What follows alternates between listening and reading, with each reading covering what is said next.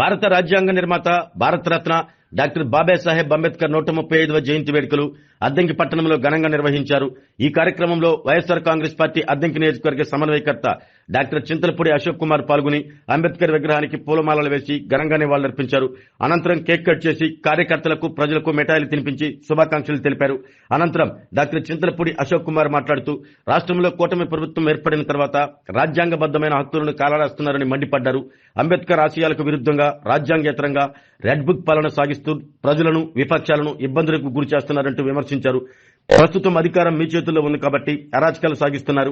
ప్రజలందరూ గమనిస్తున్నారు. రాజ్యాంగానికి తూట్లు పొడుస్తున్న వారికి రానున్న కాలంలో ప్రజలు ఖచ్చితంగా తగిన బుద్ధి చెప్తారు అంటూ హెచ్చరించారు.